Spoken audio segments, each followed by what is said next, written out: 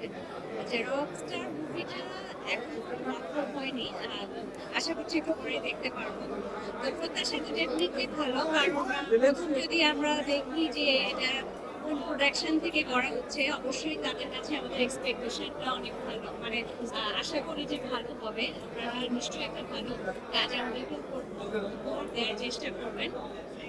তারপরে এখানে যারা অভিনয় করেছেন অবশ্যই আমাদের দেশের সেরা শিল্পী আছেন, সাথে নতুন শিল্পীরাও আছেন। তো সবকিছু মিলিয়ে আমি আশা করছি যে এখানে একটা, আর যখন আমি পোস্টার দেখেছি বা টুকটাক কিছু ক্লিপিংস আমার চোখে পড়েছে, আমার কাছে মনে হচ্ছে এটা একটা ডিফারেন্ট একটা প্রয়াস আমার কাছে মনে হয়েছে। আশা করি মুভিটা দেখুন, আমার বিশ্বাস বিশ্বাস রাখতে চাই।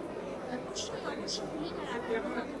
এই যে আসলে যখন অনেক এখন যে আবার আমি বলবো যে বেশ 2-3 বছর, আচ্ছা মানে 2-3 বছর ধরে যে মানে আমরা যতটুকু দেখছি যে চলচ্চিত্রের একটা ভালো কি বলবো যে পরিবেশটা মানে ভালো চলচ্চিত্র আগেও হচ্ছিল বা একটা সবার মধ্যে যে একটা আগ্রহ, আমি বলবো মানে দর্শক হিসেবে আমি তো দেখি আমার আশেপাশে যারা আছে, বিশেষ করে ঈদের সময় সবার একটা আগ্রহ থাকে যে আজকে এবার সবাই লিস্ট করে দেখি যে না এই মুভিটা দেখবো এই মুভিটা দেখবো। তো এই যে একটা আগ্রহ, এবং এটার কারণে যেহেতু দর্শকরা দেখছেন, সেই আগ্রহের কারণেই কিন্তু যারা চলচ্চিত্র সাথে জড়িত, প্রযোজক থেকে শুরু করে প্রযোজনা প্রতিষ্ঠান থেকে শুরু করে আর্টিস্ট যারা আছে না সবাই, সবার কিন্তু একটা এক ধরনের এক ধরনের একটা আশার আলো সবাই দেখতে পারছে আর কি। তো সেই জায়গা থেকে কিন্তু সবাই চেষ্টা করছে যে এক ধরনের না হয়ে ডিফারেন্ট ডিফারেন্ট গল্প দিয়ে কাজ করা, ডিফারেন্ট ডিফারেন্ট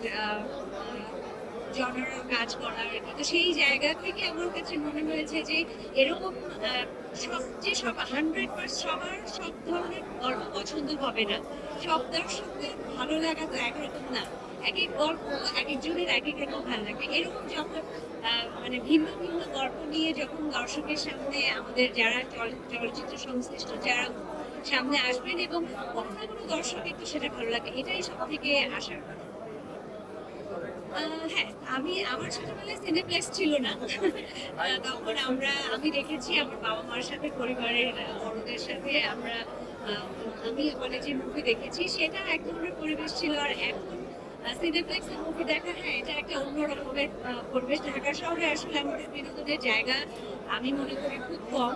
আমরা দেশের বাইরে যেমন আমাদের একটা সিটিতে গেলে, আমরা কোনো একটা শহরে ঘুরতে গেলে সেখানে অনেক অপশন থাকে, অনেক কিছু। তো আমাদের এখানে আমরা সবাই মিলে রেস্টুরেন্টে আমাদেরকে সবাই মিলে খেতে যেতে হয়, এটা একটা অপশন।